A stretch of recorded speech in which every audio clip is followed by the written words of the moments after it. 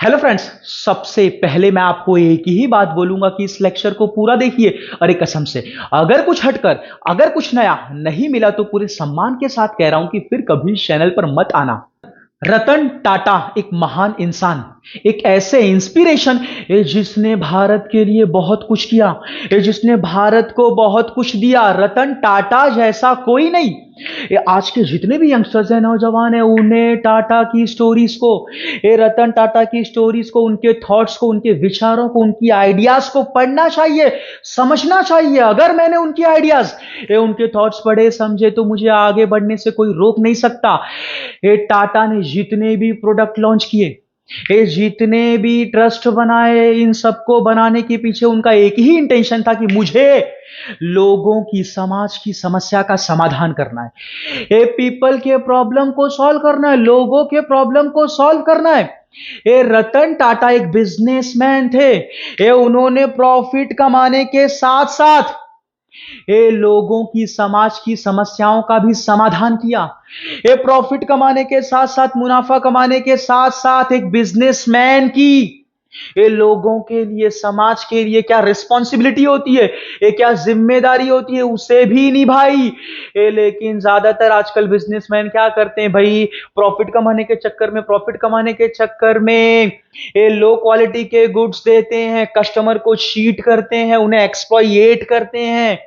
ये लेकिन टाटा के ऐसे एथिक्स नहीं थे, टाटा के ऐसे रूल्स नहीं थे, ऐसे नियम नहीं थे। उनकी रियलिटी क्या थी कि भाई मैं जो भी प्रोडक्ट बनाऊंगा, ये उसके पीछे मेरा एक ही इंटेंशन है कि भाई मुझे लोगों के प्रॉब्लम को सॉल्व करना है, देश की समस्या का समाधान करना है, समाज की समस्या का समाधान करना है।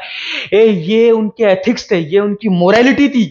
देखो, इस बात को समझो, ये टाटा ने कभी भी अपने एथिक्स से समझौता नहीं किया।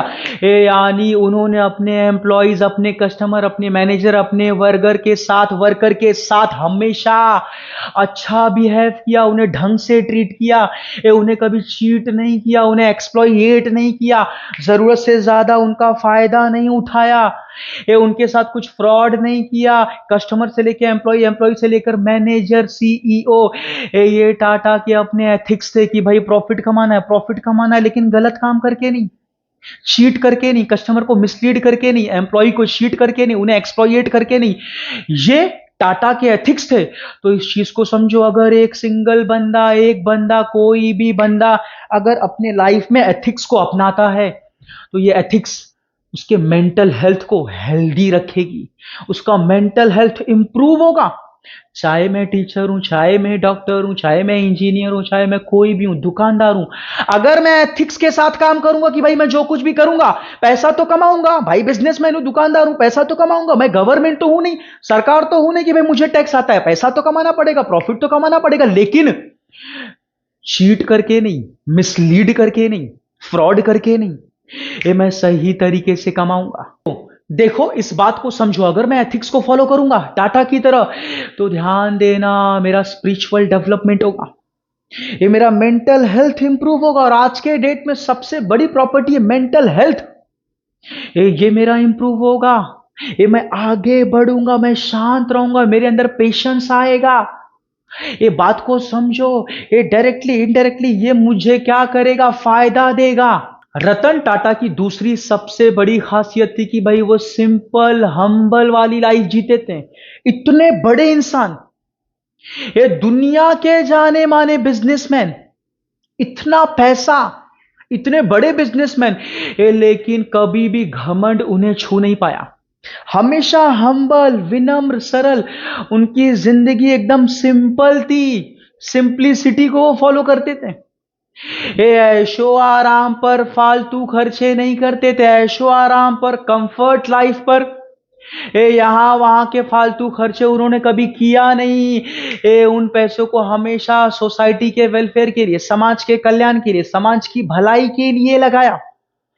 तो इस बात को समझो, अगर मैं हम्बल रहूंगा, अगर मैं सिंपल रहूंगा, ये मेरे अंदर घमंड नहीं रहेगा, तो बात को समझो, इससे भी मेरा मेंटल हेल्थ इंप्रूव होगा।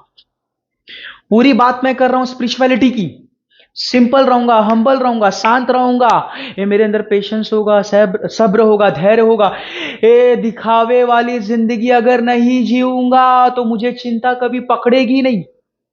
और टाटा ने कभी भी दिखावे वाली जिंदगी नहीं जी। भाई पैसा तो था, दिखावे वाली जिंदगी जी सकता था, ये अंबानी की तरह खर्चे कर सकता था, दिखा सकता था, लेकिन कभी खर्चा नहीं किया, ज्यादा फालतू खर्चे नहीं किए, ये यानी दिखावे की जिंदगी कभी जी नहीं। तो वैसे ही आज के डेट में अगर मैं भी, हर कोई बंदा ज्यादा दिखावे वाली जिंदगी नहीं जिएगा तो ध्यान देना, शांत रहेगा, सिंपल रहेगा, हम्बल रहेगा, उसका मेंटल हेल्थ इंप्रूव होगा, ये डिप्रेशन वगैरह जल्दी उसे पकड़ेगा नहीं। इस बात को समझो, सिंपल वाली जिंदगी जियो, शांत वाली जिंदगी जियो। फ्रेंड्स, अगर आपको ये वीडियो लेक्चर जरा सा भी अच्छा लगा तो प्लीज सबसे पहले चैनल को सब्सक्राइब करो और एक छोटा सा कमेंट जरूर करो।